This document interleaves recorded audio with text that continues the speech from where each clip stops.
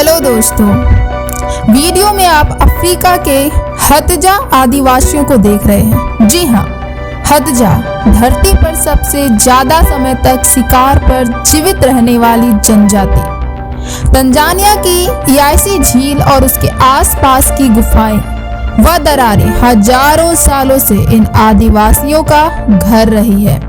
National geographic की report के मुताबिक यासी झील के आसपास करीब 1000 हदजा आदिवासी रह रहे हैं। ये आदिवासी बाहरी दुनिया से बिल्कुल अलग थलग है। ये अभी तक पूरी तरह सभ्य नहीं हुए हैं।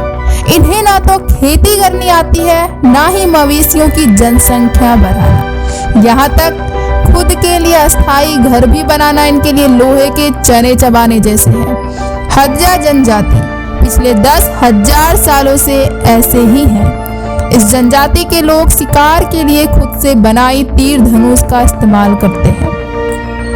हदजा के लोग बंदर, लंगूर, पक्षी, हिरन और जंगली भैंसों का शिकार कर खुद को जीवित रखते हैं। आगे वीडियो में आप उनके द्वारा किए गए शिकार को देख सकते हैं। इनके हर दिन के 5 घंटे शिकार में ही बीतते हैं। इसके बाद समुदाय के वयस्क पुरुष नशे में समय व्यतीत कर देते हैं।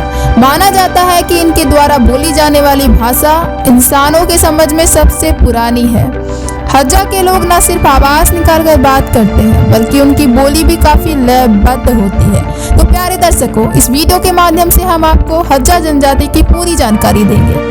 तो उससे पहले हम आपको बता दें, आप देख रहे हैं मिस्टीरियस पॉडकास्ट चैनल, और अगर आप हमारे चैनल को सब्सक्राइब नहीं किए हैं तो प्लीज सब्सक्राइब कर बेल आइकन जरूर प्रेस कर ले, ताकि आप तक हमारा वीडियो सबसे पहले पहुंचे। और सबसे जरूरी बात, लाइक करना बिल्कुल ना भूलें। तो बिना देर किए हुए आइए हम स्टार्ट करते हैं। Then let's get started। विश्व में ऐसी कई आदिवासी जनजातियां हैं जिनकी परंपरा बेहद अलग होती है, जिसके बारे में सुनकर हर कोई हैरान हो जाता है। आज के समय में जहां लोगों ने अपनी परंपराओं और रीति रिवाजों को भूलकर मॉडर्न लाइफस्टाइल को अपना लिया है, लेकिन आज भी ऐसी कई जनजाति हैं जो अपनी परंपराओं को लेकर चलते हैं। हदजा लोग अपना घर गुफाओं और पठारी इलाकों में ठीक उसी तरह बनाते हैं जैसे कोई पक्षी अपना घोंसला बनाता है।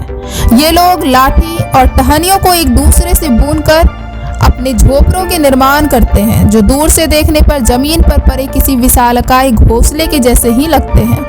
हदजा जनजाति उत्तर मध्य तंजानिया की सेंट्रल रिफ्ट घाटी के लेक यासी झील के आसपास 4000 किलोमीटर के क्षेत्र से लगाया सेरेंगेटी के पठार तक रहने वाली शिकारी जनजाति है। एक अनुमान के अनुसार तंजानिया में इस समय केवल 1200 से 1300 हदजा जनजाति के सदस्य बचे हुए हैं और पाषाणकालीन परिस्थितियों में ही अपने आप को समेटे हुए निवास कर रहे हैं।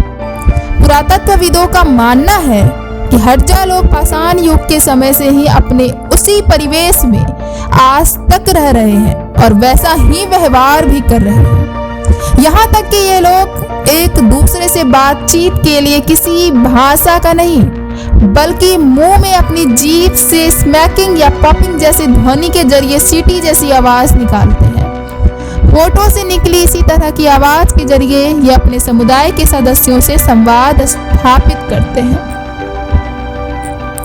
ये लोग ना तो बोलना जानते हैं, ना पढ़ना लिखना जानते हैं। मुंह से निकली सीटी जैसी आवाज की विविधता से ही ये लोग अपने मनोभाव को एक दूसरे को जाहिर करते हैं। जाहिर है कि इनकी कोई भाषा नहीं है। भाषा के अभाव में हदजा लोगों का कोई लिखित इतिहास मौजूद नहीं है। वे एक पीढ़ी से अपनी दूसरी पीढ़ी तक अपने इतिहास को अपनी खुद की सीटी बजाने वाली भाषा क्लिकिंग के जरिए ही पहुंचाते हैं। क्लिकिंग भाषा दुनिया की सबसे पुरानी भाषाओं में से एक है, जो सिर्फ इस समुदाय में सीमित है। हदजा लोग ना किसी कैलेंडर का उपयोग करते हैं और ना ही किसी घड़ी का। ये लोग आज भी, जी हाँ, ये लोग आज भी सूर्य और चंद्रमा की गतिविधियों से अपने समय का निर्धारण करते हैं। हदजा 10,000 साल पुरानी सभ्यता के साथ ही जी रही है। ये धनुष और तीर से बंदर, लंगूर, पक्षी, हिरन, मृग और भैंसों का शिकार करते हैं और समूह में रहते हैं। हड़जा धरती पर सबसे ज्यादा समय तक शिकार पर जीवित रहने वाली बची हुई जनजातियों में से एक है।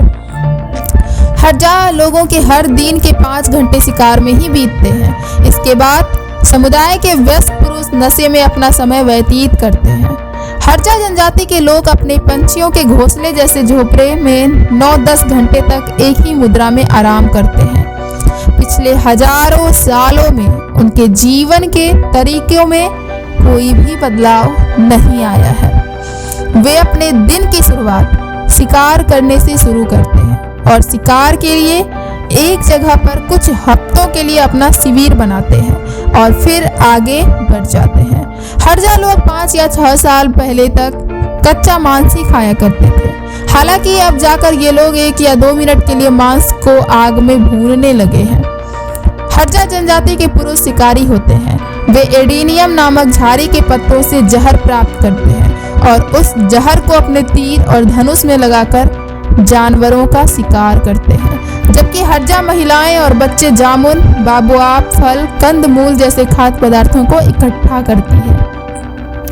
कच्चा मांस खाने वाले हड़जा अपना खाना नहीं बनाते हैं, जी हाँ, बल्कि शिकार को कच्चा ही खा जाते हैं। इसके अलावा वे वसा, जंगली पौधे, कंद, मूल, साग, पत्ते और शहद का सेवन करते हैं।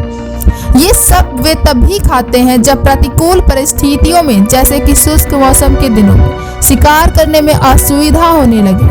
हड़जा पुरुष शहद इकट्ठा करने में भी माहिर होते हैं और इस काम में वे एक अफ्रीकी पक्षी का साथ लेते हैं जिसे हनी गाइड कहा जाता है। यह पक्षी मधुमक्खियों के छत्ते को खाना पसंद करती है। हड़जा पुरुष शहद गाइड पक्षी को सीटी देते हैं तो ये उन स्थानों की तरफ उड़ान भरती है जहां बहुतायत में मधुमक्खियों का छत्ता मौजूद होता है। इससे शहद लेकर छठा पक्षी के लिए छोड़ दिया जाता है।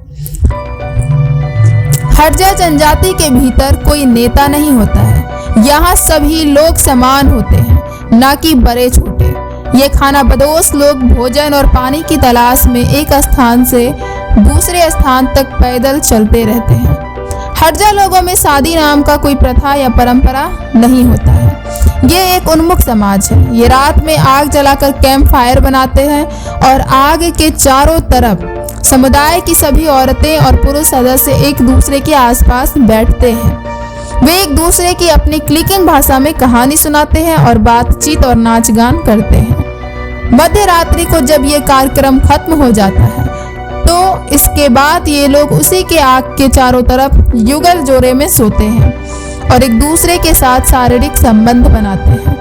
अगर किसी जोड़े का संबंध लंबे समय के लिए हो जाता है तो वो अपनी इच्छा से पति पत्नी के रूप में रहते हैं, लेकिन इसे किसी शादी नाम की परंपरा से नहीं जोड़ा जाता।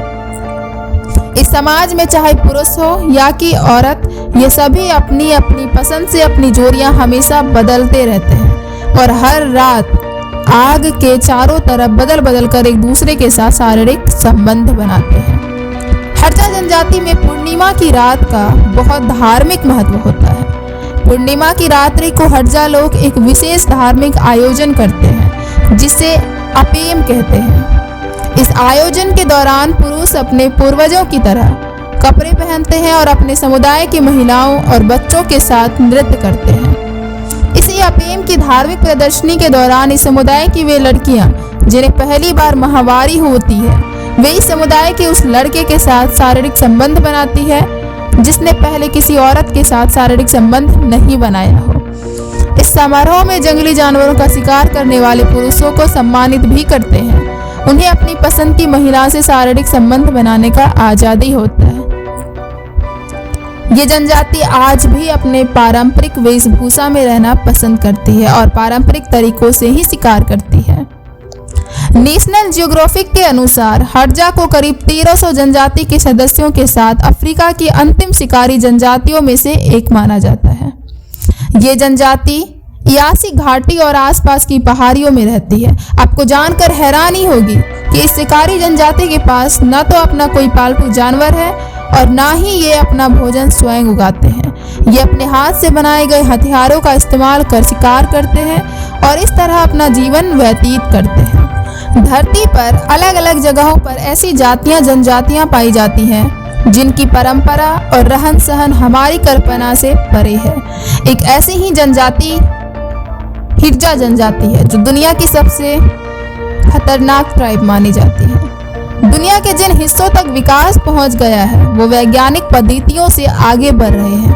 हालांकि कई ऐसे इलाके भी हैं जहां रहने वाले लोग आज भी हजारों साल पुरानी परंपराओं को ही निभाते हैं। वे जंगलों में रहते हैं और किसी की भी दखल अंदाजी अपनी जिंदगी में बर्दाश्त नहीं करते। यहाँ तक कि सरकारें भी इनके इलाके में दखल अंदाजी से बचती है।